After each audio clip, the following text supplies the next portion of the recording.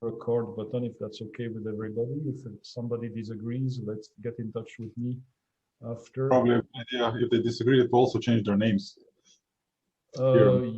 Yeah, we could edit them out of the video. There's lots of things we can do, but hopefully nobody minds. So, all right, I think time is now. So welcome to Rebase. Rebase is a conference that we try to hold twice a year. Last year it happened only once, and it was collocated with Splash in virtual Chicago. This year we are collocating with eCoop in virtual Aarhus. And in the fall, if all goes well, we will be in physical Chicago with Splash again. It's a great pleasure to have Eric and Alex here. So Eric has done an amazing amount of work in computing. He started in '86 with a paper on PetriNet models for the lambda calculus. I'm sure that not everybody knew that. I like his paper titles: Bananas in Space, one of my favorites. His work on Haskell, his work on Link, on RX, and now apparently he is all in machine learning, aren't you? And Alex got his PhD at EPFL, I believe, with Martin Odersky, works on concurrency for Scala, on reactive programming, and now he joined Oracle, and he's working on with the Graal VM and on all sorts of interesting lower level topics that we'll hear more about later. So a few words about the format of those 2 hours we have. What we'll do is we'll start with a talk by Eric, and then once Eric's talk finishes, we'll let Alex give a few words of, either a position statement or response to what he's heard, and then we will have a discussion that will intermingle audience questions and just our 2 participants duking it out. If you have questions during the talk, put them in the chat. I will read them when appropriate, and maybe some of them I'll leave for the discussion. If I forget your question, just repost it because it can get a bit jumbled up on the chat board. And I think that's all I have to say. So Eric, the floor is yours. Thank you. Can everybody see my screen? I don't see my screen on the Zoom thing, but just okay. That's good. So yeah, today I want to give you a little bit of sense of the calculus of variations, and in particular, I'm going to relate that to functional programming and machine learning. So here are kind of like the principles behind this talk and behind my work in general. First is you define the essence of your structures using axioms, laws, and interfaces. Second, you get I like to kind of highlight similarities and differences where needed, but mostly I like to highlight correspondences. The third principle here is I want to reduce everything to calculational reasoning, making it super simple that even a kindergartner can do these things. And that means that there should be no intuition involved, just applying calculational rules. That's my goal. So whenever you see a calculation in this talk, don't try to understand it. Just try to look at it syntactically, where we're just doing equational reasoning. I love being sloppy, and I'm going to acknowledge where I'm sloppy. And of course, this is another thing, always follow the hype. That's why I'm doing machine learning now, because that is the current hype. All right, so this thing of defining your intentions using axioms is nothing new. It's called synthetic math. And William Lover is one of the category theorists that's doing a lot of that, so there's nothing original here. In this talk, we'll be talking a lot about functions. And here are some of the rules I'm using for functions. Two functions are equal if you apply them to any argument, the results are the same. Of course, that's not a definition of function equality that will work when you define it in a programming language, but since we're doing math, this is perfectly valid. And then the other thing that's sometimes called Leibniz rule by folks like Etzker Dijkstra is if you apply a function to the same arguments, then the results are the same.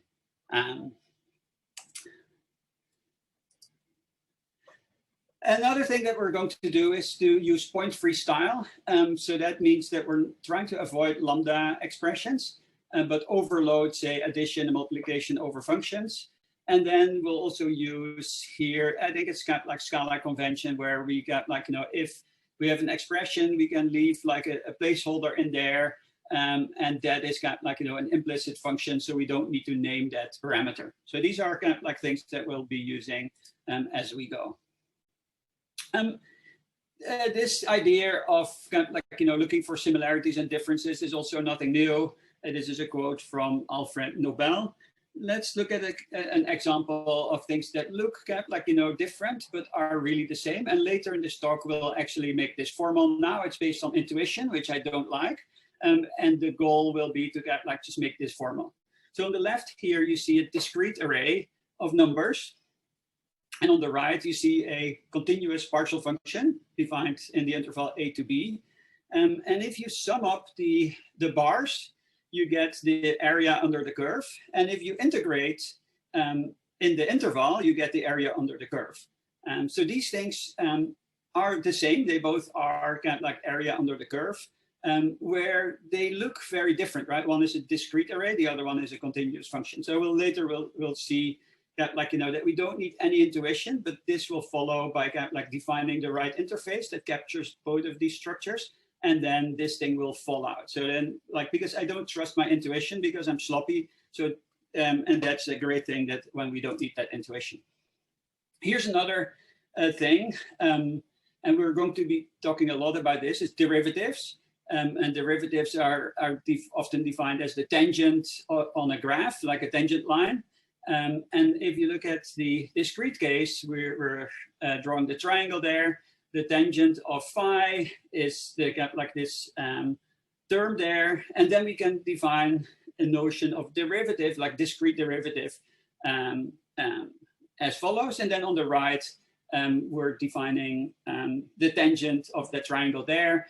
And what we're going to do is we're trying to make this like, the width of b times epsilon as small as possible. And right now, that's also defined intuitively. What does small as possible mean? Well, we're going to make that more precise later. But here again, like we can define a notion of derivative that's kind of like defined on the bottom right there. And then later we'll make sure that like all intuition is gone. We don't really want to get like think of these things in terms of graphs. We want to think of them in terms of equations like the one at the bottom. And again, this is not a new thing either. Leibniz somewhere in like, 17 something, early 1800s already said this, like, we should just calculate in order to get like show stuff. And so in some sense, I'm really old fashioned. I'm just following Leibniz's proposal here. Here's an example of a derivation. I want to show that if A times C equals B times C for all C, then A equals B. And you don't need to follow this reasoning at all. Just look at it. It's like all just applying rules. And then like, I show here by circular implication that it's if and only if, because Leibniz rule only has a simple implication.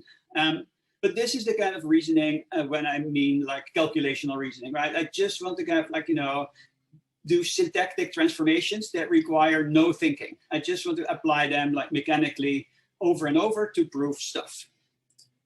Then the other thing here, I must say, is that when I talk about sloppiness, I think most of contemporary computer scientists is sloppy. I call it cockroach math. And where you scavenge bits and pieces of advanced maths, and with much hand waving, you provide naive explanations and claiming that they're sound. And I won't be any better than that, right? I will be doing like cockroach math here. And what do I mean by this? Let's make this a little bit more concrete.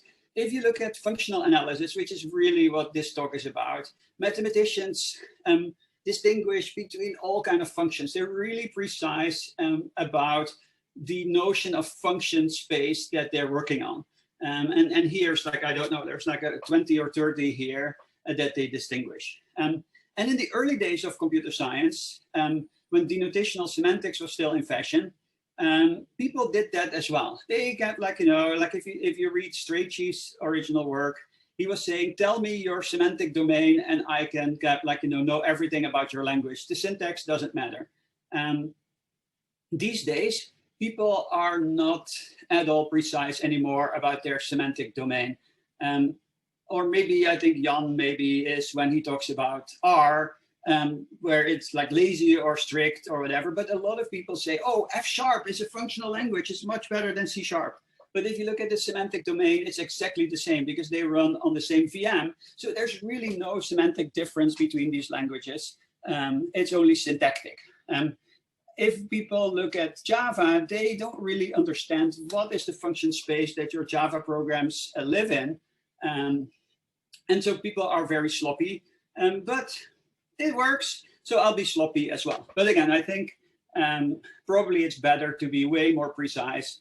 But what we'll do here, when I talk about functions, I'll wave my hands and say it's appropriately kind of like, you know, picked from the right set, and it has all the properties that I like. But I'm not going to be precise about it, just like no computer scientist is precise about the function space their programs work in. And then lastly, talk about hype. Well, ML is at the peak of inflated expectations. So we'll be talking about machine learning today. And one of the things here is like, you know, we see here slope of enlightenment. Well, slope, that is today's technical topic. So what we want to do, what is really machine learning? It's function minimization. And how do you find the minimum of a function? And we have here a little function here on the left.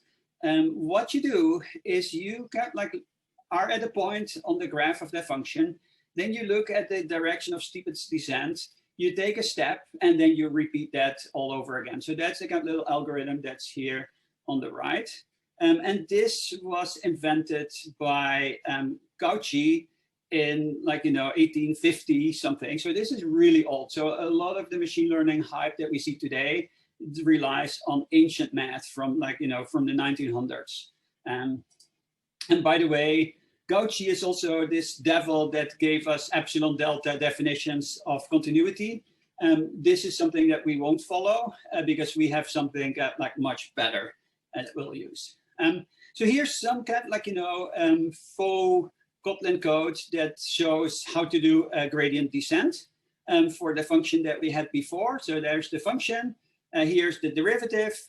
And then we kind of go in a loop and just update the value x. And then you see here in the graph that depending where you start, it either converges to 0.8, which is this one, or it converts to -1 like here, but it doesn't find that one. And then you can ask yourself, why not?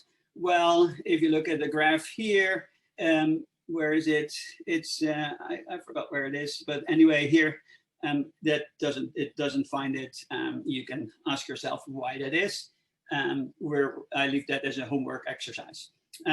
Anyway, let's look at like machine learning now. And really, I think machine learning is kind of like curve fitting. You have some training data, and then you want to find a model that best fits the data. How do you do that?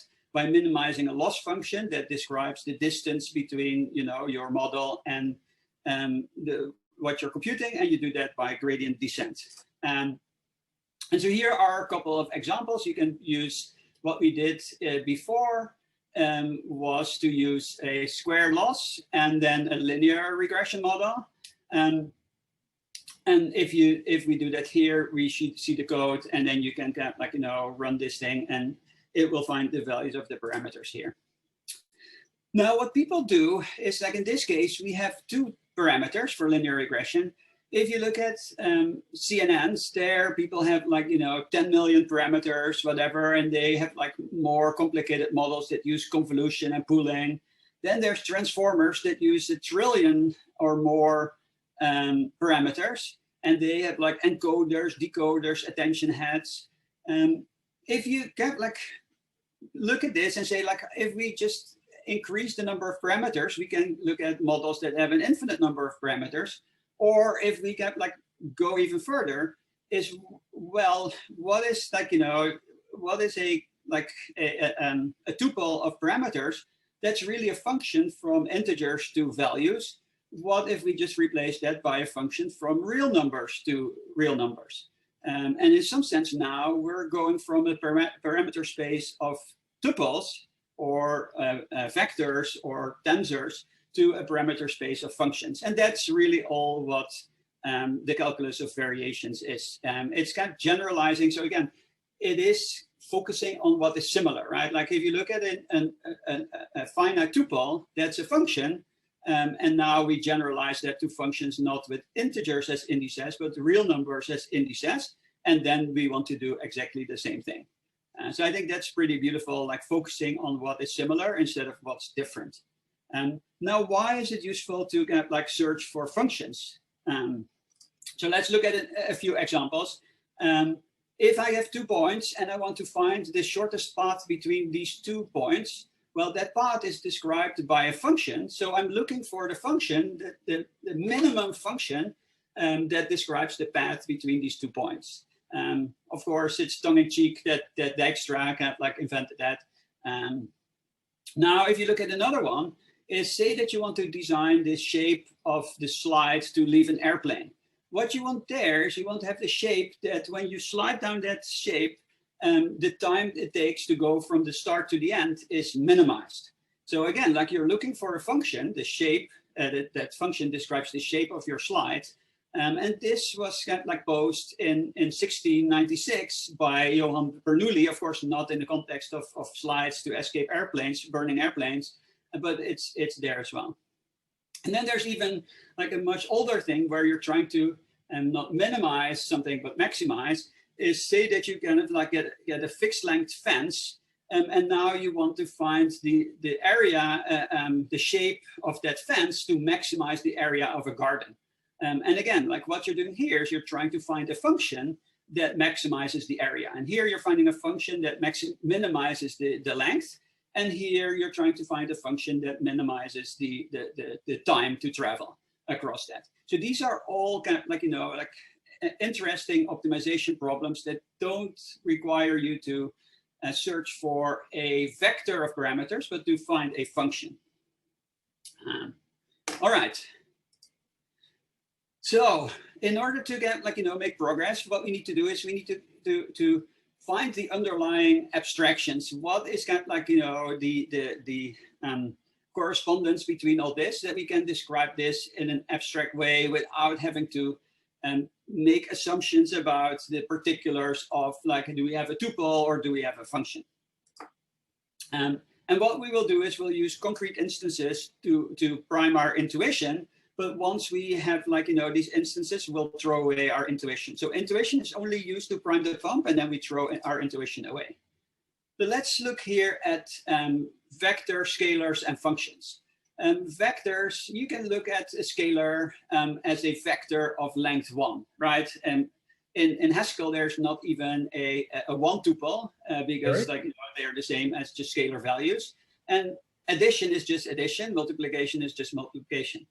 If I look at n tuples of real numbers, if I add them up, I add them up pairwise. But if you, again, like, I'm a big fan of denotational semantics. I don't know other people, but in denotational semantics, the way people model arrays is by functions from integer indexes to values.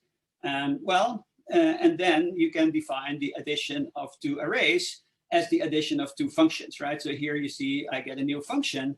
Instead of saying this is an array where the ith element is the sum of the corresponding elements from the previous array, here you get a function, same with multiplication. And then here you see if I generalized from functions that take real numbers in the interval between a and b, the definition of addition of two functions becomes exactly the same as the definition of the addition of two arrays. So suddenly there's no difference. Yep. 1 second. There's a question maybe in previous slide. Vinod was asking, so it sounds like you need argmax on general argument types. Yes, that is you can look at it that way. Yeah, because that is what gradient descent is doing. Is the solution to the last problem a circle arc? Asks Alex. Yes. And that's also another interesting problem, namely that a circle is not, you cannot describe a circle by a function. So we have to also generalize from functions to something else, which is also something we'll talk about in the end. So that's a good question. Let me see if I can show the chat here. Don't worry, I will read them to you because it's very disturbing to have to monitor it. Keep okay, going. If you read it to me, then it's fine. Yeah. All right.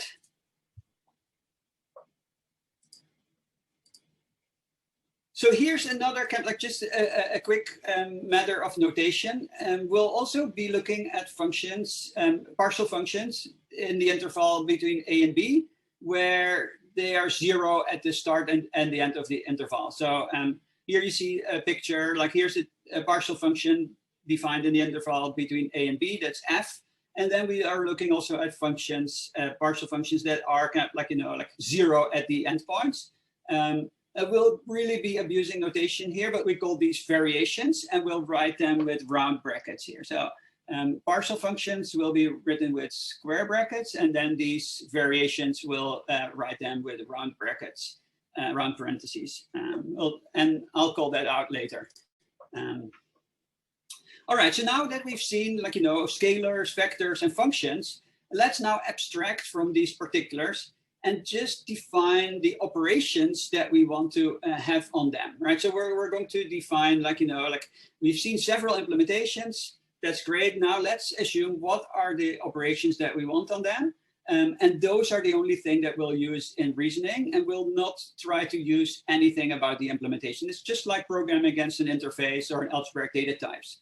And then, as I said, like we'll be sloppy, but we'll assume that these are sufficiently well behaved. So what we assume is that addition is commutative, that multiplication is commutative, that it's associative, distributive, that there's a negation, there's a unit element, 1 times A equals A, and there's an identity for addition 0 plus A equals A. Good. Now, if you look at all these expressions here, we can write a little grammar for vectors. And you see it here, like a vector is either the sum of two vectors or the addition of two vectors. And all the expressions here follow this grammar. Right, so that's kind of like, so this is the kind of like, if we look at like the how expressions that construct vectors look like, they're either scalar times vector or vector plus vector. And then of course there should be some like, vector literals. But for now, we'll just assume that there's some kind of like, like variable that contains a vector. So there should be maybe here an extra field here, but we're just ignore that for now. All right, and now let's look at a similar thing here where we have lists. So if you look at lists, and here I'll use Haskell notation. So a list is either an element concatenated onto a list or the empty list. And now we can define all kind of functions over lists. So we can define a function that increments every element, but that function can be defined as a map. And so any function that kind of like applies a value to every element of the list can be defined as a map. But there's an even more general function to kind of like, to work on lists, and that's fault or fault right. And again, this tongue-in-cheek, right? This is kind of like map reduce. But like, of course, the functional programming community has known this forever, right? That you can write functions over lists using faults. Now, what is so special about faults? Well, faults are homomorphisms over lists. So if you look at Wikipedia and it says like in algebra, homomorphism is a structure preserving map between two algebraic structures of the same type. And that all sounds like very impressive. It's easiest to just look at the picture here. And what does a fold do? So here's a list. So it's like, A, cons B, cons C, cons empty list. And if I fold it, what you do is you replace each constructor by the function G, and each empty list by the value E. And really, the structure that you get here is exactly the same as this structure, right? And so a value here looks as like, E or the function G applied to A and V. So literally, like, a fold just replaces like in this kind of linearly nested structure by another linear and nested structure. And these folds, or these homomorphisms, have all kind of nice properties. And one in particular is that any homomorphism over lists can be written as a fold.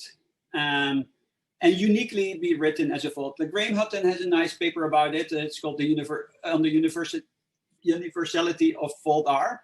But it's kind of beautiful, right? It's like, it doesn't matter what function you write over list. If that function happens to be a homomorphism, you can uniquely write it as a fold R.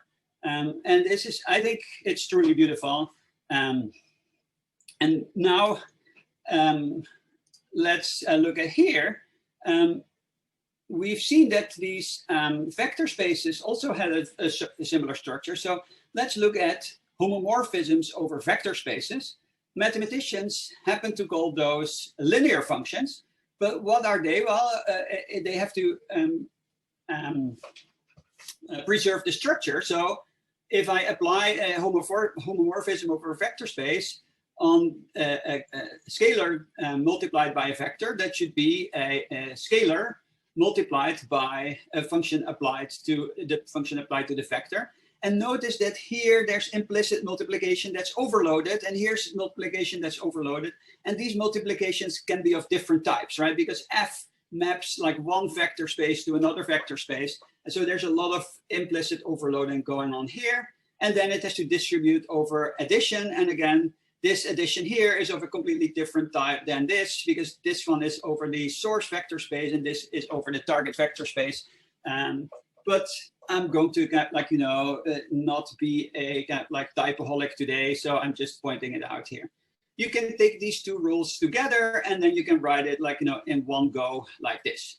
So a linear function is literally just a homomorphism over vector spaces. Now what we saw for lists, that every homomorphism over lists could be uniquely defined using a fold R. So now the question is there something like that, a universality property also for linear functions or for homomorphisms over vector spaces? And that would be great, right? Because then something that we know for lists, we know for vector spaces as well. And in some sense, vectors look very much like lists, right? Like this is like list concatenation, and this is like, something like a map over lists. So it's kind of like, you would expect something like that to happen. But let's look at kind of like an example of a linear function first. This one is kind of like maybe a little bit surprising. Function application is actually a linear function. And so here we define function application. There's a hole here. So the hole applied to I applied to an array is the array applied to I. So this is really function application. It's a higher order function, right? Because it takes a function. This is an array. An array is a function from integers to values, and it applies that function to a parameter. So this is really a higher order function. And if you look at this derivation here, you see that application distributes over addition and multiplication. So function application as a higher order function is a linear function. And now the question is, can we express this thing in terms of more elementary operations, just like we did with fold R? And in order to do that, we're going to go and kind of use our intuition pump. So we're looking at a concrete array here, just for fun. And so if we select the ith element of the array, we get AI. Now we know that 0 times a is 0 and 1 times a equals a. So ai is just the same as 0 times a1, but every 0 except for ai. And what we see here is really, it's a zip, right? A zip width of multiplication followed by a summation. So we know how to do that. So let's just define this new operator, which multiplies two arrays and sums them up. So this is zip width, and then we do a sum. And now this becomes like, this expression here. This array that has like a 1 at position I, we can represent it by this function here. So we can write function application like this. And now we see that here there's function application hidden in here. So we can just do that here. And now we see that we can write function application as a dot product of the argument and some expression that involves the original function. And again, this is like, very similar to defining a function, a homomorphism over lists using fold-R. And this is the universality of inner product. If f is a linear function over any vector space, we can uniquely write it as the inner product of two vectors, which is two functions. And so think of this really as kind of like, the same thing as any homomorphism over list can be defined as a fold-R. Any homomorphism over vector spaces can be written, uniquely be written as an inner product. Eric? Yep. Alex is asking, I equals j is 1, is I equal j and 0 otherwise? It's equal and equal. Yeah, so I'm actually asking, like, in this last shorthand function that you had in the previous slide, so I equals j is sort of an expression here that values to 1 when left and the right side are equal and to 0 otherwise. Yes, exactly. So yeah, so I'm also kind of like, yeah, I'm implicitly converting from like, 0 and 1 to Booleans. C style, okay. Well, or JavaScript style or PHP style, whatever. Right. As I said, today, to honor Jan, I'm not going to be like a typeholic. I'm going to embrace dynamic typing. Okay. Also, I'll be like, switching implicitly from arrays to functions, right? So I'm not going to write a cast that like if there's an array, I'm going to like, I just kind of like jumble them up. So here, this really is a vector represented as a function. And then this is equality, where this is like either 0 or 1. So this is an array of 0 and 1s that has a 1 on the ith position or on the jth position. Matt says, so it's just the Kronecker delta? Ah, good. That's two slides here. It's exactly the Kronecker delta. Yep. Which is kind of interesting, right? That just a simple conditional expression is named after someone. All right, so let's look at here now, and let's look at another kind of example here. So summation of a vector, if I sum up all the elements, is a linear function. That's kind of not surprising, right? If I sum the sum of two vectors, then this sum distributes over sum, and then I can pull out the multiplication. So this is the like sum is linear. So that means that sum can be written as a composition of the argument of A and the inner product of some expression of summation. In this case, I can calculate the representation, just plugging it in the previous formula. That turns out to be the function that's always 1. So to sum the elements of an array, I just take the inner product with the constant function 1. And then later we'll see that if I want to take the integral of a function, I just take the inner product with 1.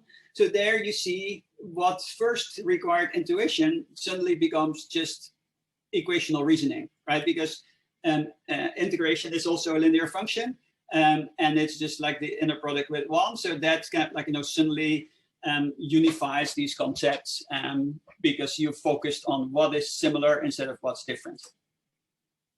So let's look at the various implementations of inner products before we abstract from them again. So for scalars, it's just multiplication. For vectors, we've seen that already. We just zip the two vectors and then sum them. And then for functions, it turns to be you multiply the functions, and then you take the integral. The way I do integrals here, often you see integral from a to b. And I use the same convention here, is that if this is a function that is a partial function from a to b, the integral kind of like, integrates over the range, the domain of the function, sorry. And so I won't write the a and b here. I can see that from the type. And this is a partial function from a to b, so the integral goes from a to b. And that makes it the notation like much shorter. I don't have to get like carry around these the bounds. But as who was it that asked? Yes, this is definitely like just Kronecker delta, and then for integrals we need something similar, which is the Dirac delta. And the Dirac delta is a little bit of a difference here. It's the only time I will do some type checking.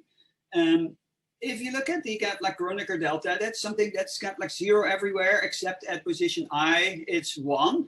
And here we see that the kind of like, the area, the surface here is 1.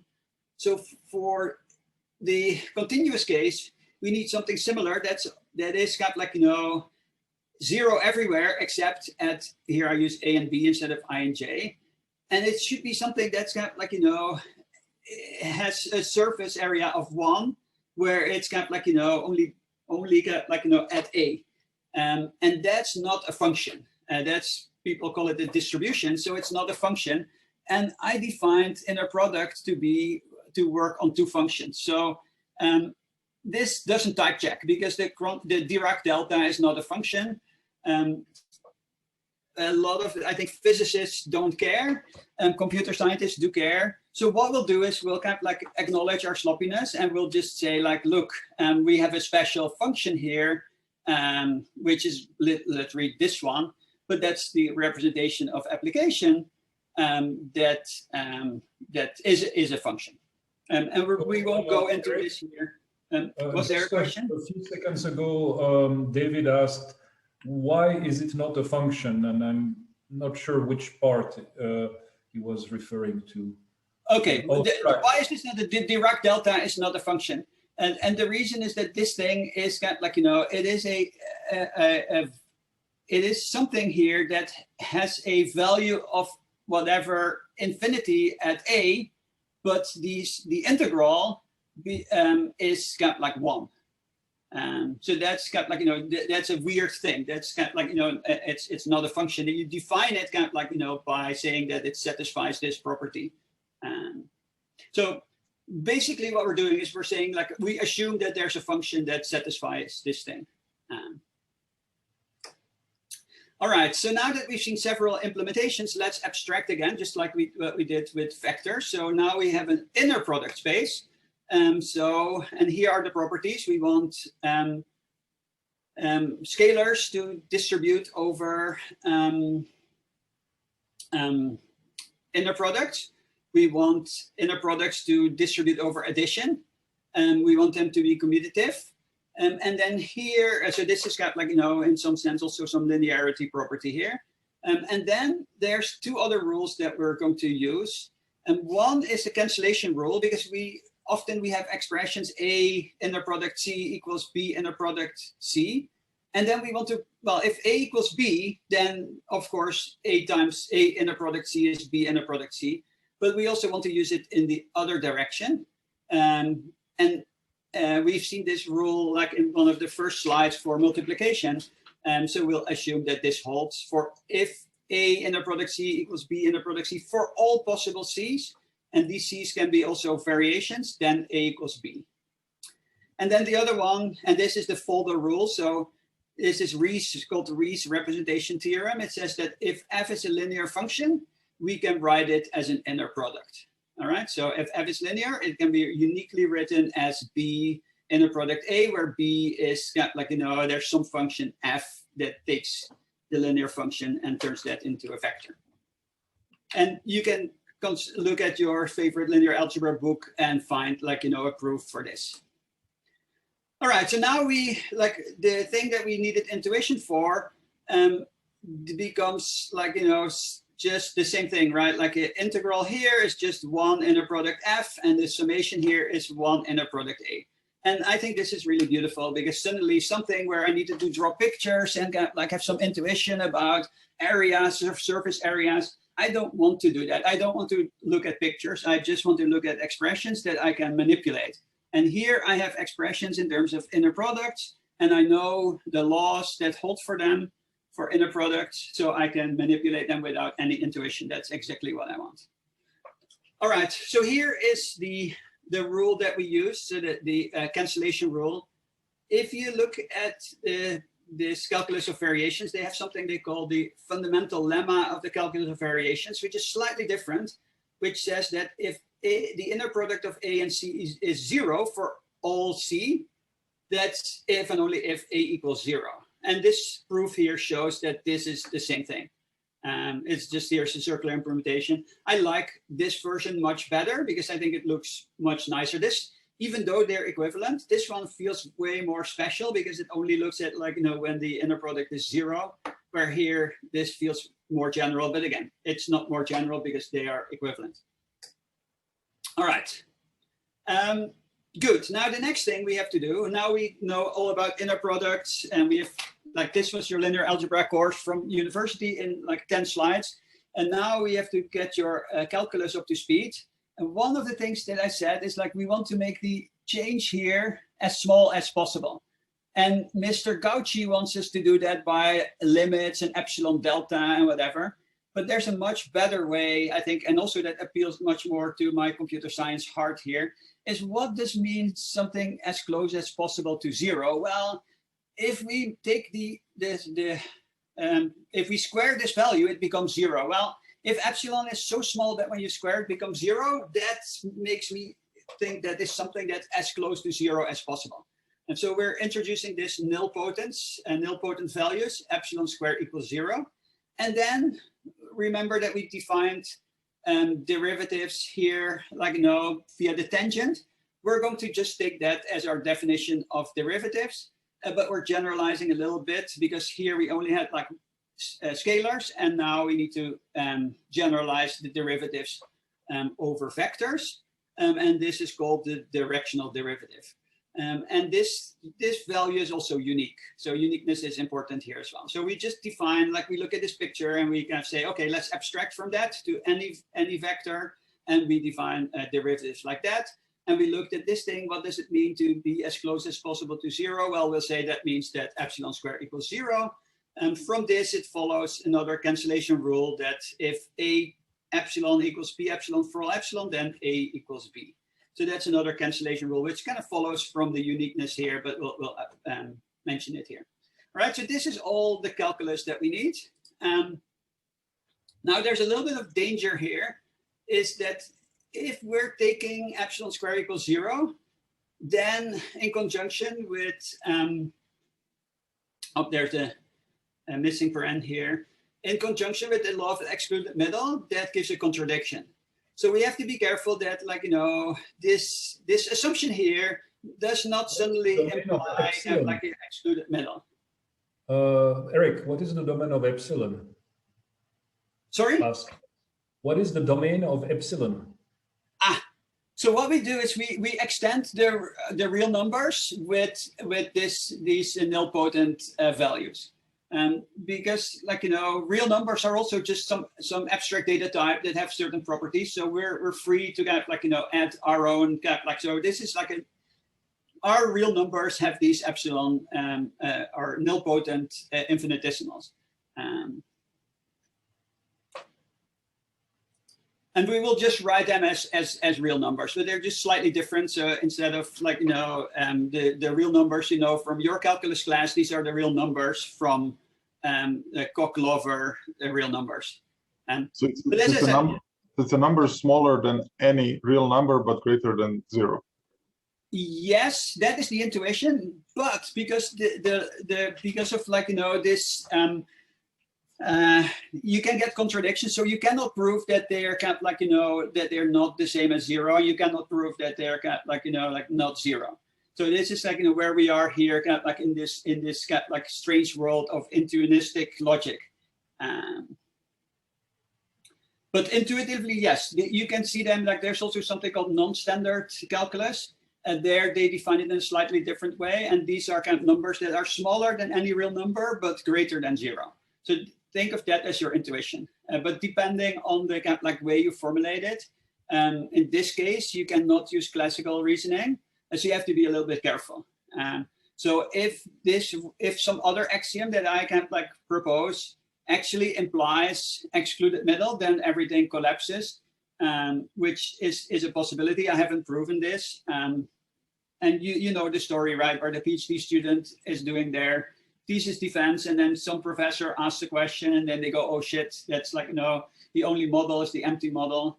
And that could well be the case here, but I don't assume that is the case. But you have to be a little bit careful that once you bring in nilpotent infinitesimals like this, you cannot use classical reasoning.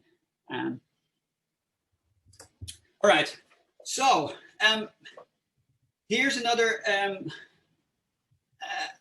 calculation. And again, just look at it, marvel at its beauty. Don't try to understand it. Just look at there's equals with some simple rule here.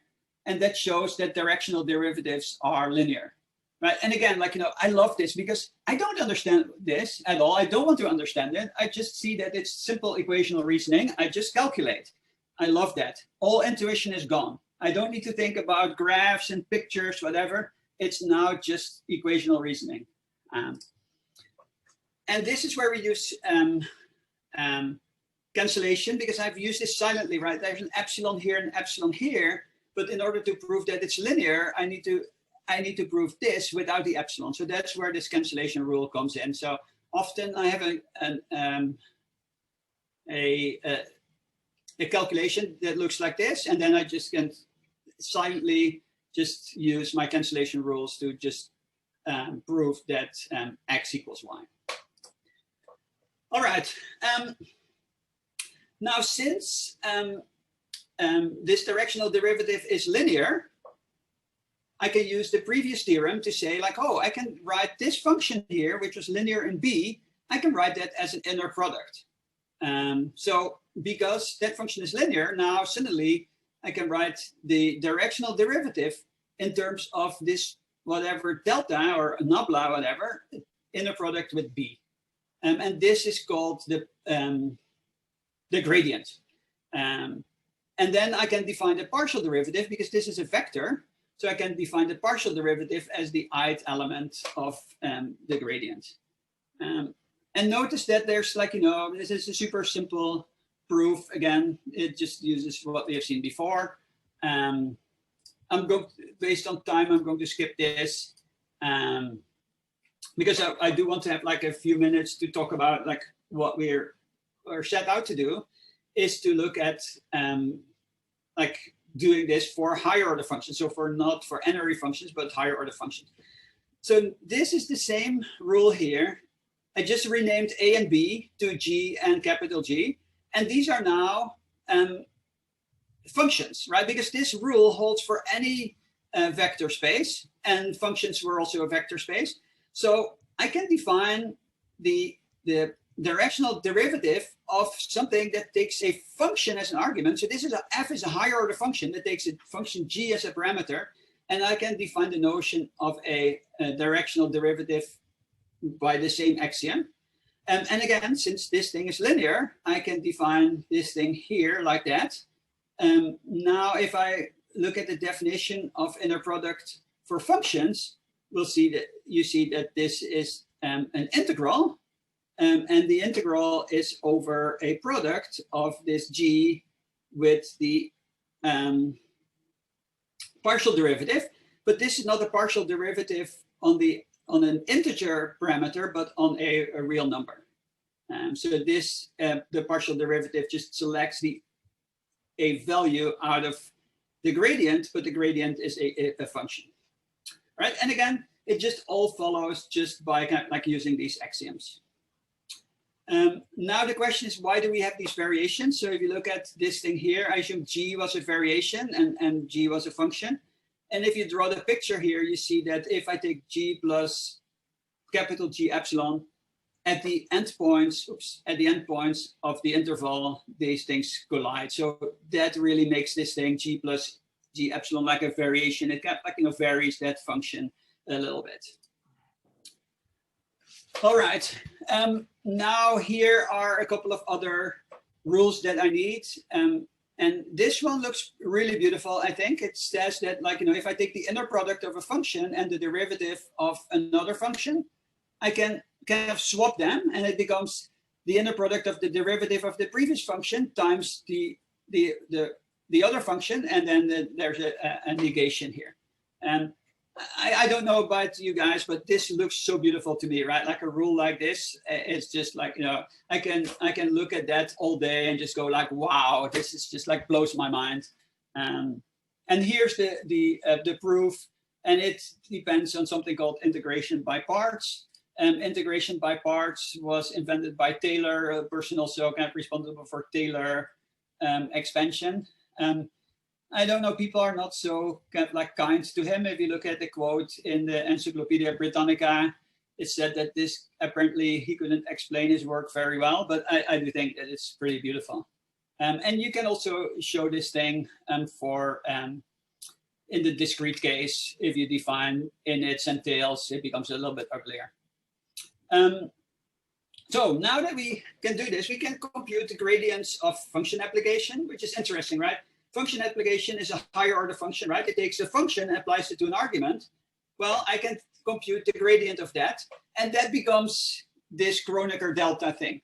And that is the Kronecker delta is the derivative of function application. That's pretty deep, I think. Then here's another function here where, like, it takes the integral of the square of a function, and then it becomes 2 times that function. Now, if you look at these two things here, there's a lot of boilerplate. You see, there's a lot of calculations here that are kind of boring. So just like we defined on lists, we defined map and foldr to get reduced boilerplate. So we can define increment every element as a map. The question is, can we reduce boilerplate as well by compute the derivative or the gradient of a higher order of a function here by defining a higher order function, compute the gradient once and for all, and then instantiate it. So let's look at it here. So let's define this function here, e, which takes 2 functions, f and g, and it's defined as follows. It's defined as this giant integral. So what it does, it applies f to x, g of x, and the derivative of g of x. And then this is the point-free style. So this is a super crazy higher order function that encapsulates this this big integral. And now what we're going to do is we're going to compute the functional derivative of this function. And then whenever we can find an f for which this we can express our function in terms of this f, we can find its derivative really easy because we use the results from this. And this is really what Euler and Lagrange invented, or really Lagrange invented somewhere in 1750 or something, or I don't know, when this guy was 23 or whatever, or 7050. So here's the proof. If I define this thing here, then the gradient of that function is this scary looking expression. All right, and now you think about wow, that looks scary. Well, here's the proof.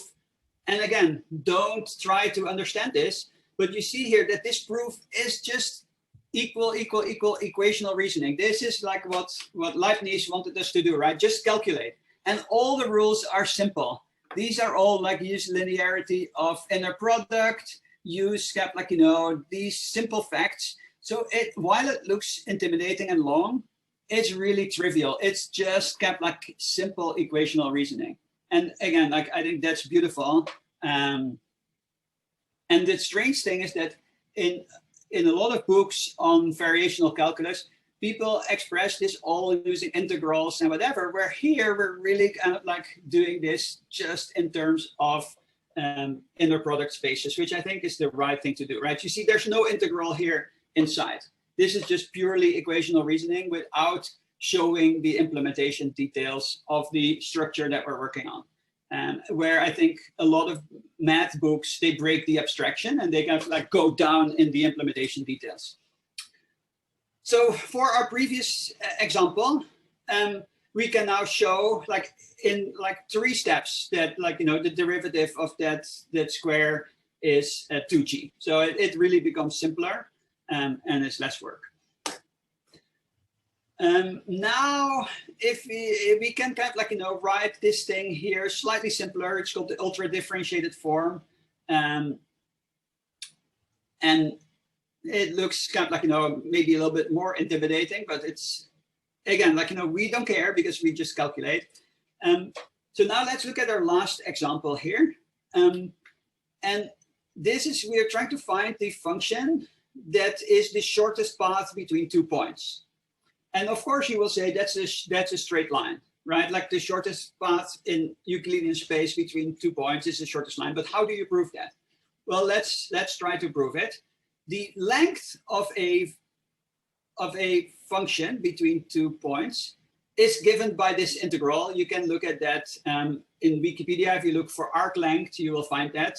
This is, maybe you've seen this in your calculus class. So what we're looking for here is we're trying to find a function g that minimizes this expression here. All right, because this function g, this expression here is the length of the path. So we're trying to find a function g for which this integral is minimal. Now, in order to use this, the higher order function f, we need to define it. Well, let's define f of xg as this.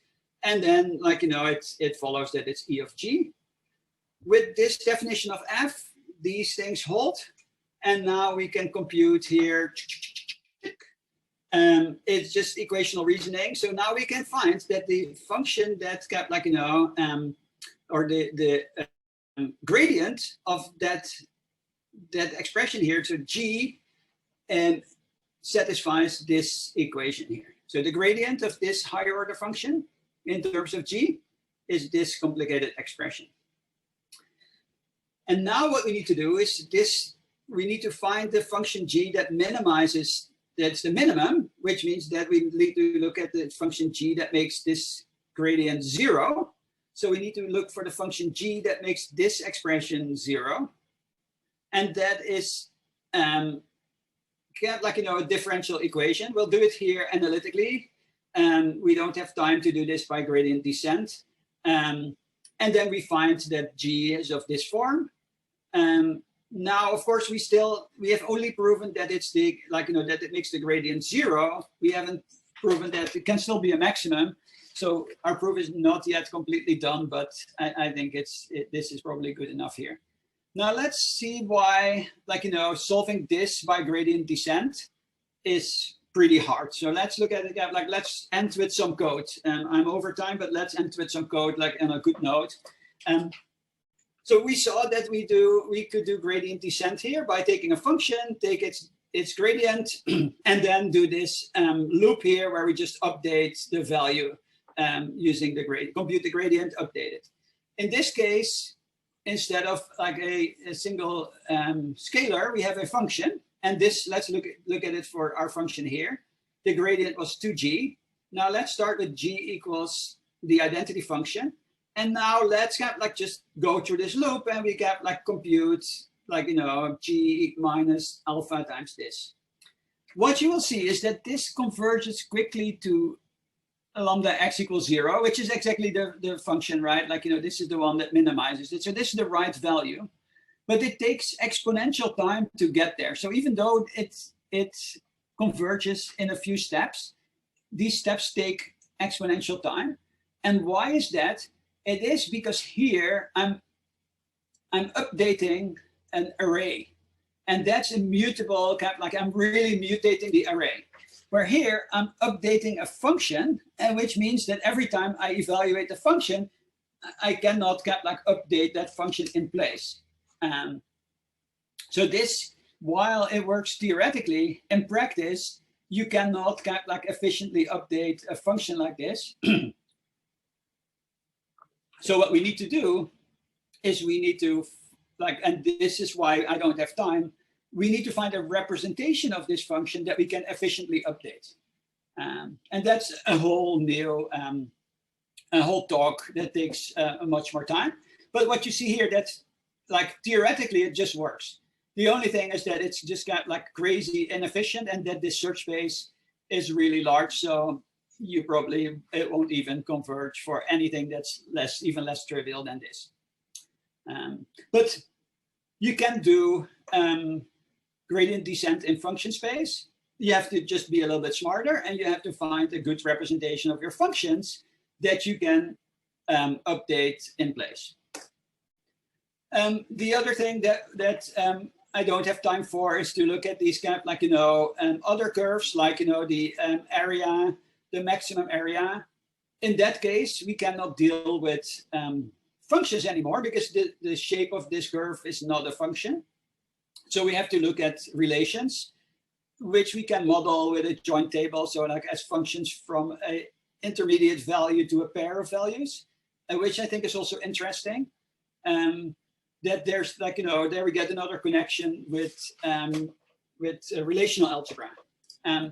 Anyway, that was it. So I hope that you all saw that calculus of variations is really functional programming, and that that inner product is kind of like default R for vector spaces. And if you focus on what is similar, then suddenly there's nothing weird here, right? Like everything that worked on finite vectors also works for in the infinite space. So that's it. And I think this is pretty beautiful to see that, like, some of this got like very old math from, like, the 17th century really has got like strong ties to functional programming, and all the things that we do as computer scientists. But somehow this relation is not really like shown enough, I think. All right, thank you, Eric. As was said, nothing weird here. So before we take the question and discussion, I would like Alex to speak for a bit, share either his position about what Eric said, or what he's interested in, whichever you feel like going. Yeah, so I had actually a few questions about the presentation, and I also wanted to say a little bit more about what I work on, so maybe that raises some ideas about what the connections here are. But if I start talking about what I work on, then maybe that will divert from questions about Eric's talk, and which is fresh at the moment. So I would maybe start with asking a few questions about the talk itself. So actually, I wanted to ask you about some things in the slide. So one of the things is, like, in one of the latest slides, you said it was exponential, the running time of the simplex when you do it on the function space, right? Yep. But is it exponential? I mean, like, the function is a vector with infinitely many components, and not even infinitely many, but like Aleph1 number of components, like on the domain of real numbers, right? So why did you say exponential space? I mean, how do you even execute one step of updating that expression with g equals g minus gradient of g? You remember? It's one of the I do remember. So I can explain it. So to remember that when I defined addition of two functions, right? If I add two functions, I create a new function that takes a parameter and then passes it to these two functions.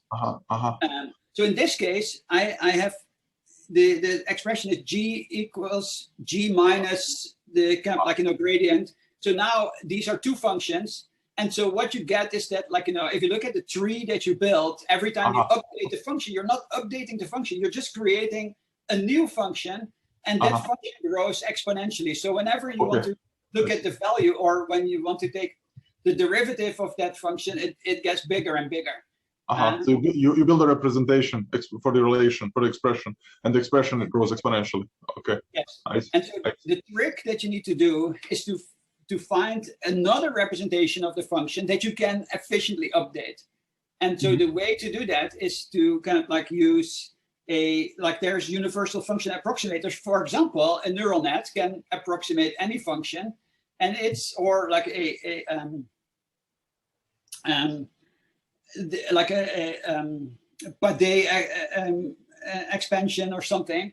And those are functions that are parameterized by weights. And now you can update the weights. So the kind of trick is like, in some sense, it kind of like, completes the circle. So you represent your function by something that's parameterized by weights. And then you can update these weights destructively. And then you can do it efficiently. But it's kind of funny here that like all of this really relies on the fact that you have to do a destructive update. If you're going to do gradient descent in this loop, you cannot do functional updates, right? Because then it becomes linear or quadratic, whatever, because you're building the structure where you have to get like really update it in place to remain efficient. I see. Okay.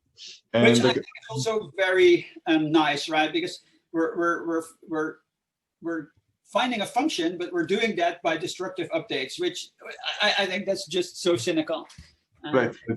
I mean, in the end, you're executing that on an actual machine, so you have to do destructive updates at some point. And so, yep.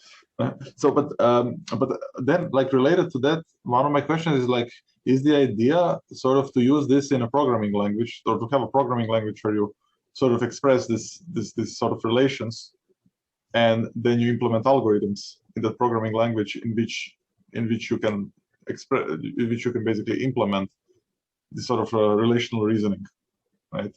So like, can you actually, like what you've shown here is it was some sort of a Kotlin like syntax, but can you actually do that in a language? And then like, how would you do that in a language? Or like, would you like leave these approximators or something that's an implementation detail which you decide at the end, and you just express your program in terms of this high level concepts, and then you decide on the representation of your functions at the end, and you see what kind of result you get? Or like, how do you imagine like implementing that, or like having that as a programming language tool?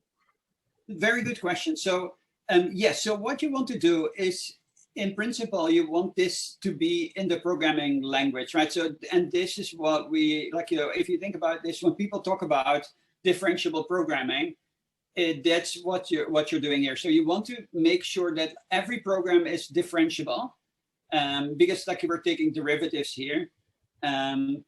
Then the other thing that you also need is integrals. Like the example that I showed, like, there the derivative of this thing with integrals didn't have integrals in them, but sometimes they still have integrals in them. Then the other thing, what you saw with the straight line, is that the derivative still had derivatives in there.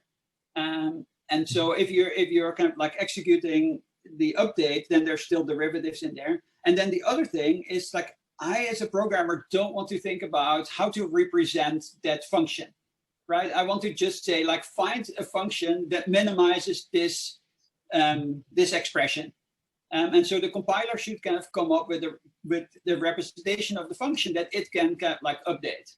And in some sense, if you think about, like, if you look at standard deep learning frameworks, there everything is represented by kind of like tensors, right? Like there, that's like your weights. But here we want to kind of like take one step further. It's like we want the compiler to say like what, and there's many choices of these function representations, and now you get into kind of things like Gaussian processes and whatever. But there's many ways that you can construct a basis in which you can represent a function, and the compiler should do that.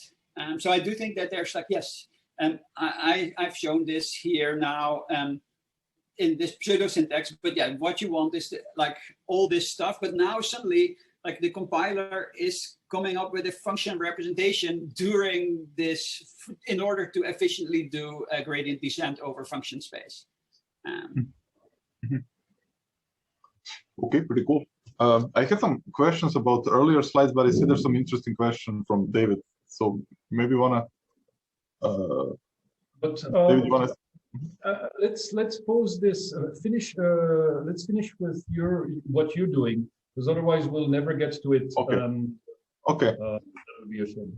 Okay. So I mean, I had a comment which maybe ties in more in what I'm doing about what you said earlier during the talk, which is that people are imprecise about semantics, and in particular that F# and C# end up being the same thing, because if I got you right, because they run on the same VM. right?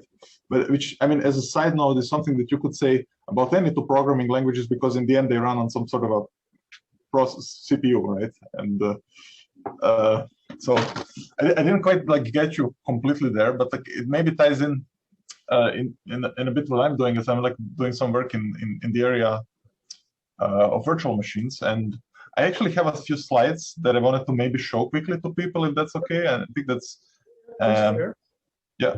So I'll share my screen, and it's maybe the fastest way to kind of show it. So can you see the slides? Yep.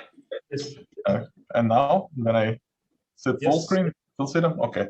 So basically, I'm working on GraalVM, right? And one of the recent projects that I had is implementing one new language on top of this GraalVM. And GraalVM is a virtual machine that's meant to be extendable with new programming languages. And the question is, how do you then implement a new language? And it's kind of interesting because you don't need to implement the low-level part of the language. It's kind of automatically derived for you from the semantics of the language that you define, and you define the language semantics by essentially defining an interpreter.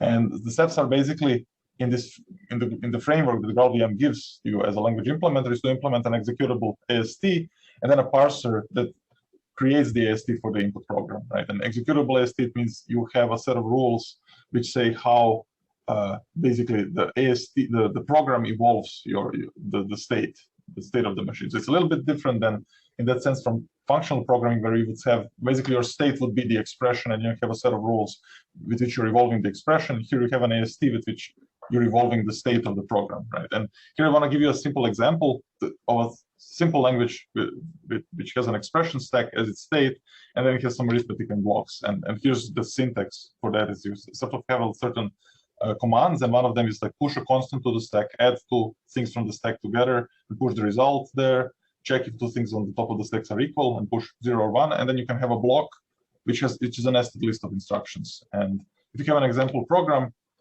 essentially the semantics works like this. So you have some program state, right? And if you can push 7 and 9 to the stack, then you add these things together, you have a new value as a program state. You can enter a nested block, then you push 11 and 5, you add them. Now you have 16 and 16, and if you see if these two things are equal, then you get 1 as a result. So that's an illustration of how this works. And now in this sort of framework that we have in GraalVM, the way to express these semantics like this is to write an executable AST. An executable AST is just something that extends a node, and then it has. Is there a question? No. Okay. So essentially, this. So the executable AST is essentially a class which extends some node class, and then you have to have a method called execute on it. And this method called execute basically says what happens when you execute this particular fragment of the language. And you can think of these frames that you give to frame as an argument as an array of local variables, and you can use that as an expression stack, for example. And typically how you would do this is that you would write some sort of an interpreter loop. So you would say, initially my offset is 0, and then while I didn't reach the end instruction of my program, I'm just doing a switch on the current offset in the instruction, in some set of instructions, and then I have different cases to implement them. So if I want to add two things, I pop two things from the frame and then I push a result. Right? So you just implement this thing. And so if I have a block, then I can recursively have like another block node for the child, which will correspond to this section from 4 to 8. And I call execute on that. And essentially I end up with having an AST which has offsets into the instruction array. And of course you can extend this language with new instructions like jumps. So you can like change the current program counter depending on the value at the top of the stack, and you can decide how much do you jump up. And okay, so then I can show you. I'll maybe just skip over that. And the point is like this is basically the core of WebAssembly, as it turns out, which is like this language for the web. And you kind of, when you see like these two instructions, you know like what WebAssembly is, and this is basically the language that we're implementing in this project. And now what's specific about GraalVM and Truffle is that after you define an interpreter, it essentially uses partial evaluation for any AST where an AST is one call target or like one little function in your program. It can specialize that particular function for the interpreter of that function. So basically you give it an interpreter and an AST, and then basically does this partial evaluation process where it tries to simplify the interpreter, assuming that the program that it's interpreting is constant, and that way it can specialize the interpreter for that particular program, and then you get like very efficient machine code in the end. And to illustrate how that works, let's say that the program is i32.const 16. So very simple program that just pushes a constant to the stack. And what's the interpreter? Well, the interpreter is this function called execute, right? And the way it works is you now look at the body of execute, you look at this AST, and now you try to think what is constant in these variables and fields that I'm like referencing here in this program, and start replacing this in constants and then folding constants essentially. So these are the partial evaluation steps. So the first thing is, the offset is not whatever. The offset when you start the program is 0. Okay, so let's put 0 in the PC. Then if you put this 0 in this program read of the program array, and the program array is just an array of instructions, then I can read what's at the program array at index 0, because the program itself, the AST, itself is constant, right? So I can replace that with a constant, and the constant at location 0 for this particular program is i32const. That's the opcode of this instruction. Okay, and that means that I have to switch to this case. Okay, so I can eliminate the switch, and I can eliminate the other cases and just leave the body of the particular case that I would jump to. Okay, and now we have to see what's on the next position, PC plus 1. Okay, that's 1. So program 1 is this constant 16. Okay, so we can read that and we can push that to the frame. And in the end, if you simplify this push and then the fact that we always return the 0th location of the stack, that ends up being just returning 16. Okay, so that's now the intermediate representation of the partially evaluated program, which is this program for this interpreter. Okay, now that you have something that just returns 16, you can emit very efficient code for that. And this is like internal representation used in GraalVM. And of course, from this, it emits assembly in the same way that it would emit assembly for, compiling some Java method. And essentially, this is what's interesting about this partial evaluation, is that you define the semantics on a very high level, and then you get this partial evaluation process for your interpreter for free, and you get very, very fast code. And that's a little sort of segment, a little bit about what I do and work on, that maybe ties in to what you were talking about, because what occurred to me during your talk is that somebody could actually implement an interpreter for the language that you described. And so that could be an interesting project, because then you would get like all these low-level optimizations for free, because you would just define the semantics of the language that you were describing, which does basically calculus on functions, as an interpreter. So do you think that that would be possible? Is that something that's feasible? Yeah, so let me kind of answer that in 2 phases. So the first one that the first question you had is like when I said you have to, that people kind of confuse languages, say that they're different when their semantic domains are the same. So for me, if you look at denotational semantics, and probably I'll step on a lot of toes here, but denotational semantics is also nothing but writing an interpreter in a certain meta language. Right? And what you saw, these semantic domains that were in my slide, they kind of are the data structures that you can use in your interpreter. And you have to be kind of careful that when you write your interpreter, that it really kind of actually represents the language that you compute, right? Like for example, if your language has slightly different semantics for exceptions, like C# has different semantics for exceptions than Java, if you look at kind of try, finally blocks. Now, if your interpreter is kind of using the underlying implementation of exceptions of the meta language, then you might have the wrong semantics, right? And that's kind of what I mean. It's so in some sense, you have to make sure that your interpreter describes exactly the right language. And sometimes it means that you cannot borrow the the function space of the meta language, because the function space of the language that you're trying to define is different. So in that sense, I think there's I like it that you define an interpreter, because when you define the interpreter, you have to be mindful about what your program means. And often when you compile into an intermediate representation, people don't really think too much about what your program means in that sense, because it's easier to borrow the underlying control structures Mm-hmm. or lack of control structures. Now, in terms of using it like this, yes, because if you look at the kind of like, I think this is very interesting, because if you look at a function representation, if you use polynomials or something else, in some sense, that's a very primitive way to define a language, right? Because you say, oh, my structure looks like this. It's a polynomial, and then, you know, like the interpreter is when I evaluate this at a certain argument, I compute this thing. And partial evaluation is also interesting there, because a lot of these values are known, so you can remove the interpretive overhead. So instead of having like a general thing that just, because a neural net is kind of like an interpreter, right? It is an interpreter that takes the weights and they have like all these other functions and then computes it. But if you could partially evaluate that, I think that is super useful. So I think that's a very interesting question, is can you have a function representation that you can update and then still efficiently execute? Yeah.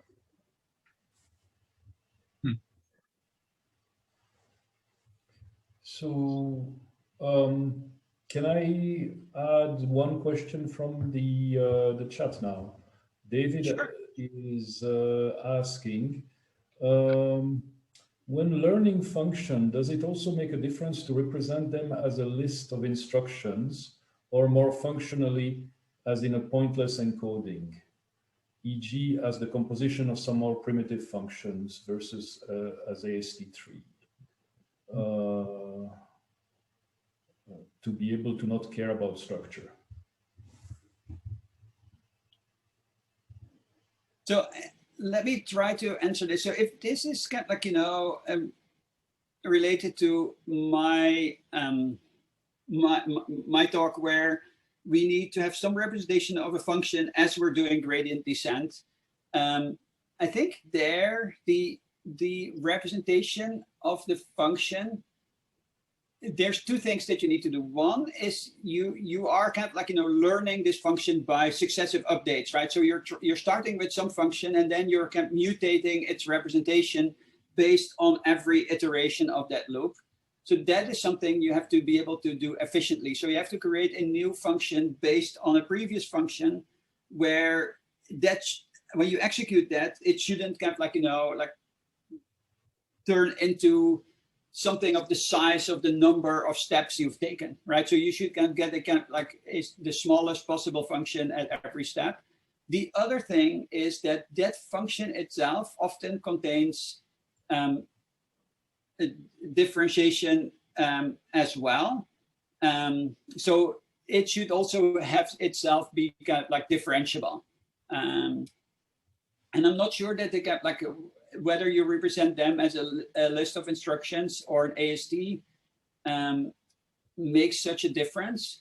I think what people typically do is they use some kind of like of these universal representations. There's always some separation of the state, which is the thing that you update, and then a fixed set, which is the kind of like the structure of your model.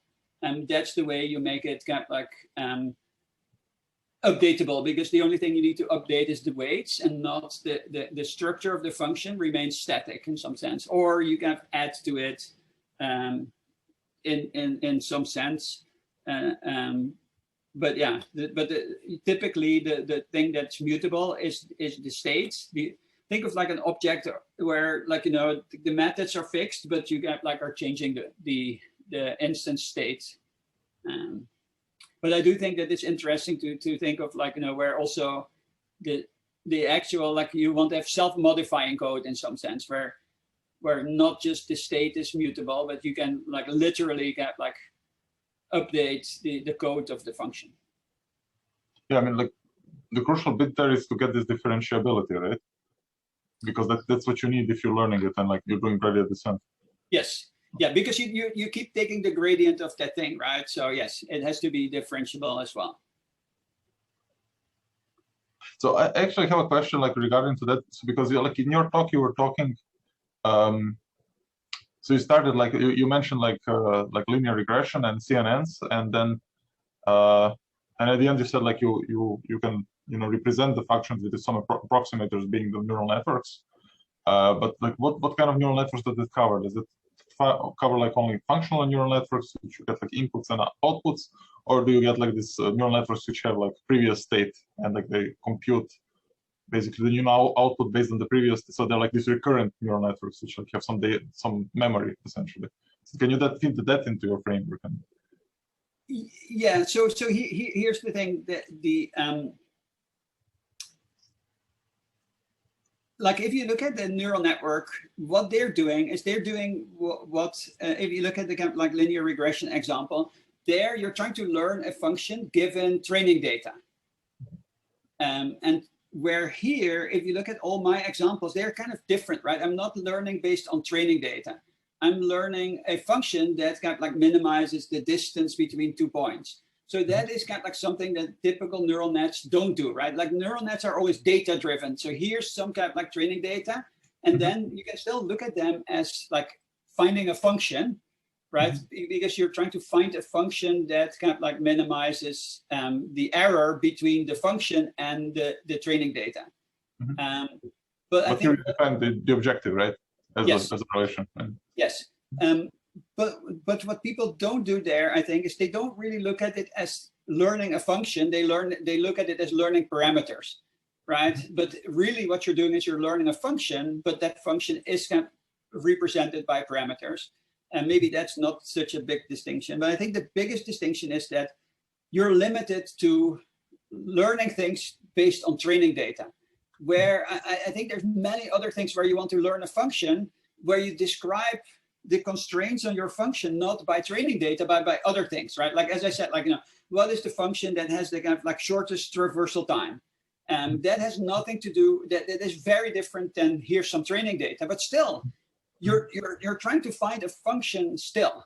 And so in that sense, it's a really nice generalization of deep learning. Deep learning is, or like machine learning, it's too much focused on here's training data, find a function. What I want is give me some constraints, not just like, some minimize the error between the function and the training data, but other constraints, and find a function based on that. Because training data is just a special case of defining a function. Exactly. Like machine learning, traditional machine becomes just a special case of this. And so that's why I like this. It's a very nice generalization, because another thing is like, and I didn't have time to talk about this, but this is the one with the kind of like the area where you have a given length of fence, like maximize the area. Now you get minimization with constraints, right? And maybe you remember, like you use Lagrange multipliers for that. Typically people, when they do machine learning, they don't talk about constraints, right? But you want to do also constraint optimization. So I think this generalizes it a lot. And ultimately, what is programming? It's like finding functions given some constraints. And so this gives us a way to find like a much more general like sort of functions, or like it increases the expressive power to describe the kind of functions that we want to search for. And like in terms of like specifying these objectives, like for the training data, it's straightforward, I guess, in the sense that you can have an automated system that like captures some sort of training data from the real world and just like feeds it into a learning system. But like here, do you see like a programmer setting out, like writing down these constraints for which you want to find the functions, or do you envision that there's an automated system that uses some relational reasoning to figure out what the objective should be and then encode it in a relational way? See what I mean? Yeah, I see what you mean. I think the nice thing here is that it allows adding more domain knowledge, right? Like if you look at deep learning, you mentioned like recurrent neural networks or like transformers, whatever. There, what you see is that people are trying to encode domain knowledge in the model, in the structure of the model. Or like a CNN, right? They know that they're doing image recognition, so they are doing convolutions and pooling, whatever, which in some sense encode things like, oh, I know that if a picture, I look at neighboring pixels, there is kind of interesting information. If you look at transformers, it's like, oh, there can be kind of like interesting information like at different points in the sentence. But still, like, you know, that is described in the model, and then you feed it training data, where here you're even the kind of like, you know, the way you express the whole problem, you can express your domain knowledge. So in some sense, it's an evolution, I think, of that, where people are like, like a lot of the more advanced machine learning is not, or already contains a lot of domain specific reasoning. Because that is in crafting the model. You're not just using some like random model. It's like very much like, oh, I do for natural language processing. Then you develop a model that kind of captures the subtleties of that domain. I see. So can I sort of redirect a little bit? Sure, yeah. Of course. One thing that's been on my mind is the fact that it seems that dynamic languages have won the war for scientific computing. I mean, if you think about Python, R, MATLAB, and the like, is there still a role for static type system in today's world? So that is a really good question. And in some sense, like, and I joked a little bit about that in my talk, right? Like where I get like, you know, like said, oh, here I'm using addition, which is very different from this addition. If you look at kind of like, you know, trying to type a lot of these structures, it gets painful pretty quickly.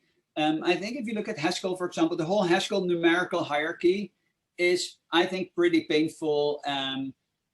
The way that's kind of like works in practice. And now if you have like, you know, multi-dimensional arrays and all these kind of like more higher level structures, it becomes pretty painful. You also want to describe these laws, right? Because it's not just the types, right? Like I assume that like things are like associative and whatever. How do you capture that? That said, I do think that there is, if you look at, in my experience, if you look at Python, you don't want to get runtime errors when you get some kind of like, you know, like when you have like a multi-dimensional structure and you're indexing in it. You want that to be captured at compile time. And I'm surprised that there's not a lot of like statically typed languages that are jumping into that. But you have to be careful. I think like what you often see is that people become extremists. They want to solve everything. But I'm not sure that you want to model all of the mathematics, right? Like that you want to define what is a vector space, what is like an inner product space, and so on. So you want to have a gradual type system. I think that's what I'm saying. It's like you want to have a dial where, like, you know, it shouldn't be either or. But I mean, like from a practical standpoint, it's easier to implement and launch a dynamic language, right? So that's when you have any kind of new technology coming up, this is the first thing that's gonna pop out, right? Whether you're talking about the web, where, you know, JavaScript dominated, or if you're talking about ML, where Python like found a niche, and some other like dynamic languages, right? And then the thing is, like, you might want to develop a type system which captures all these things that you mentioned, right? But the thing is, like, by the time you develop it, all these other languages will already capture your audience, and then you have a problem of how are you going to recapture like this niche, which is already obtained by some other language, and like and make sure that people start using and understanding and investing into the type, into, you know, like static languages which capture these things, right? And which verify this, that you're properly writing your programs and you're using properly the operations during compile time, right? And I mean, I agree here that a gradual type system is probably the answer. So what I would actually add here is that I think you have to add this gradual type system to an existing language, because by the time that you actually have the gradual type system developed, figured out and developed, these dynamic languages will already have captured your audience. So if you want to infuse it onto your audience, then you have to take an existing language and then try to augment it with types, maybe. I don't know, what's your opinion on that? So here is the thing. What happens often is that when when people define, if you look at kind of like, you know, Python, for example, right? And there, like the dynamic operations you have on these multidimensional arrays are pretty complicated. And now if that's established, now you have a really hard time to get like create a type system that can capture all of that.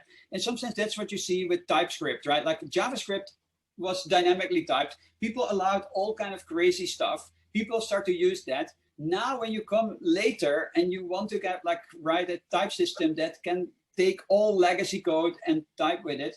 And I think TypeScript did a really good job to get like, you know, define a type system. But I think in some sense that's maybe too late, because like people like they are unconstrained in a dynamic language, and now maybe your type system becomes way too complicated if you want to get like allow all of the legacy stuff. And so I would be happy to kind of say like, let's get like, you know, look at this thing from fresh and say like, let's define a statically typed language that maybe is not as flexible as those dynamically typed language, but that finds a kind of compromise between the complexity of the type system and the guarantees that it gives. Because like the things that you can do in a dynamically typed language are sometimes it's too much, right? And then your type system becomes as complicated as the underlying language. So you're saying I'm not so optimistic about even gradual types. My litmus test here for the success of these things is when you get people to use typed Excel, right? Think about it.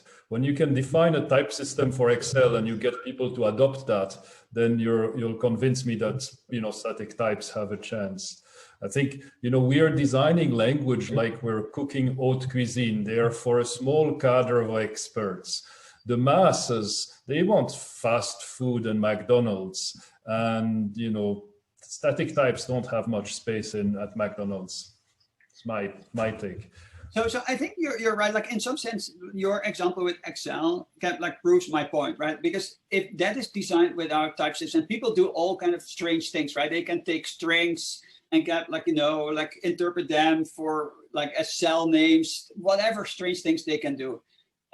So when I'm talking about a gradual type system, I'm not saying that you want to take an existing language that's fully dynamically typed and then add the type system there.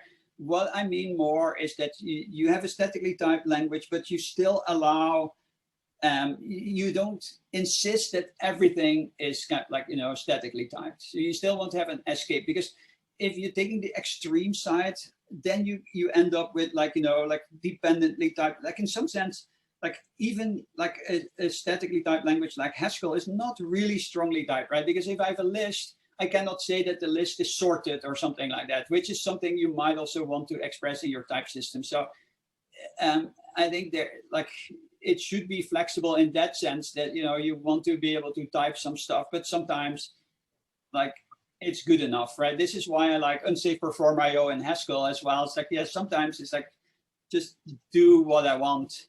But that's different than layering a type system on top of an existing language, which I think is very, very hard. And because there's so much legacy and expectations that people do, that it's just. Yeah. Okay. I mean, in terms of layering, like one way you can approach it is that you move the actual type system constraints at the boundaries of every calling type check code. So every new code that arrives into the system can be fully type checked, but then if it's calling into unsafe legacy code, or it's like calling back, like you could dynamically check the constraints about your data at those boundaries, maybe, right? So, but I mean, there's another way of maybe going around this, to say that, you know, you have a language, create a new language with a really complex type systems in which you can express all of these things.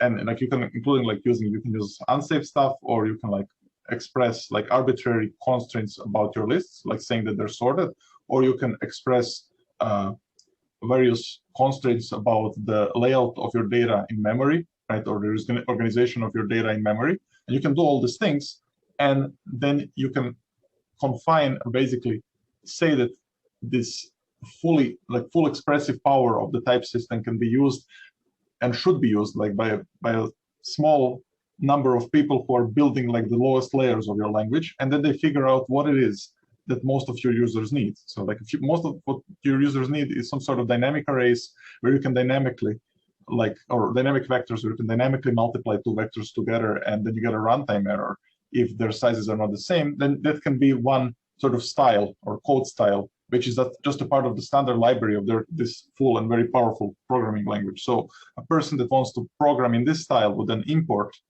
like this particular module, which is very unrestricted, and then would enjoy only a very small subset of all the typing rules. And then if you need somebody who's working more on a system layer and like needs stronger guarantees and is to be able to express like more complicated data structures, then they would not be able to import this module, but they would then have to use the full expressive power of the type system to essentially encode the invariants of their data and to ensure that like every operation sort of preserves these invariants, maybe in some like logical language. But of course, those people writing like those layers of your system would have to invest much more time into writing them, because they would have to write these invariants and make sure that everything works correctly. But then a mass user that just needs to, get something running quickly, they just need to, load like a machine learning library where they do linear regression and just like run it on some input vectors.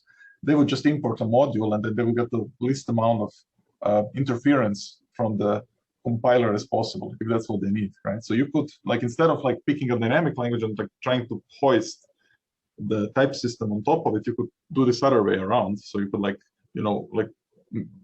methodically and systematically define your language from bottom up with a really powerful type system, and they just expose little fragments of it to the end users, which are really prepared in a way that it's really convenient to use certain data types and like certain operations. Yeah, so I think that one, I'm not 100% sure that like if you look at, for example, in Haskell, right? Like, like the type system there always leaks. Like once you have like, like you allow like mutation, it's got like, it taints your program. Or in C#, once you use async, and now like everything that uses async will have to be async. So I'm not sure that you can encapsulate it like that. Or you get like a really complicated blame assignment. Like these things also often fall apart if you have higher order functions that can get like where things can travel in a different context. So yeah, I'm maybe a little bit less optimistic, but again, like, like this is also something where a lot of people hate async programming, because once you have async, now like there's no way you can make it something that's async synchronous again, right? Okay. And so like that would break down in your case, because or you make it synchronous, but now it becomes blocking again. So why did you have like an underlying async like right. level anyway? Right. I mean, of course, like async is a very simple type system abstraction, right? Like what I'm talking about is like something general enough that you can like have like little theories within that which you expose exclusively to the users, right? Where they can do like more unrestricted stuff, but then they get some runtime errors maybe. Right. Yeah, but as I say, like I think often, like if you look at say like async or in Haskell with side effects, like that is something where I think it becomes really hard to encapsulate, because it either becomes super unsafe or it becomes inefficient. So I don't think you can remove. Yeah, I think in general it's hard to say like something is strongly typed, and then on top of that you're kind of removing the type system.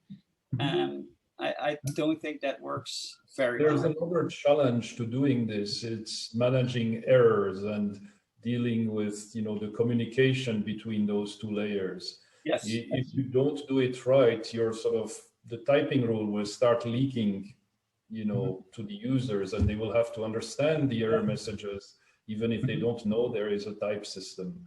But there's a couple of questions in the chat that I would like to read before we go. So Artyom's was asking do we need to have at least a linear type system in a programming language to proceed with static typed ML? So if you mean with a linear type system, that you like in terms of like linear logic where you want to track unique references to things that you can update them. Is that what you mean? Or that you want to track that Feel free to speak up, Artyom. Yeah. Maybe easier than us guessing. Yep. Yes, I mean in terms of linear logic. Linear logic. Yeah. Yes, I do think that that will kind of like help with making things kind of like updatable. I'm not sure that it's like, you know, that it's sufficient or not, but I think it definitely would help. Then Vladki asks, is there any connection between linear types and linear functions in vector spaces? That one, I wouldn't be surprised, but I don't know. There's probably people that are like, you know, experts in linear logic and so on that can answer that, but I don't know. All right. But I mean, like linear types are like based on linear logic in the sense that you can use any kind of like logical statement only once in a derivation, right? And yeah, in the sense, like if something has a linear type, then you can only reference in a derivation of the program that thing only once. You can only once use it in the expression, right? So I think so I think like these are like just like similar terms, but I mean in similar sounding terms, but they're like refer to different things, right? It seems to me. Or? Well, if you look at the linear function, like in terms of like a linear function in vector space, right? It does kind of like, you know, like when it distributes over addition, it kind of like, you know, like it kind of like uses each side only once. So. So you're saying that there could be a connection in some like rewrite rules. Like this is where I would ask one of my friends that's deep into linear logic and so on to get like answer that question. Okay. So email Eric. He will find the linear logician for you. Yes. All right. So we're getting to the end of our time slot. Are there any sort of last word thoughts that we want to leave our audience with? So yeah, I think there was one question from David Richter. I think that was like, that says like, you know, do you want to abstract differentiation from real numbers to more general things, to other things like zippers and differentiation of parsers and so on? That is a very interesting question. And I would love to do that. The thing is like, you know, like, I'm not sure that right now the math is general enough. For example, I don't know how to do like differentiation of zip, or like say zippers, how to relate that to nilpotent infinitesimals. But yes, it would be great to have like one framework where all these forms of differentiation are instances of the same thing. That's exactly what I'm trying. So I'm making a baby step, right? I go from finite vectors to functions. If we can extend this to kind of like more things, that would be great. So yes, and whenever you see these kind of like, you know, people taking derivatives or integrals of other things, then like, you know, it's like, I think, yes, it would be great if, what is the framework to get like that would encompass all of these things.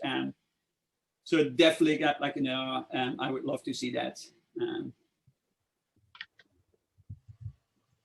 Okay. Okay. Alex, any parting thoughts? No, nothing special. Right. I found the Eric Meier's talk very interesting. It's very different from what I work on, but it was quite illuminating. And yeah, it's an interesting direction that we might want to do a Lagrangian language about something in the machine learning and neural network space. So it's definitely inspiring in that sense. Yeah, we should look at it.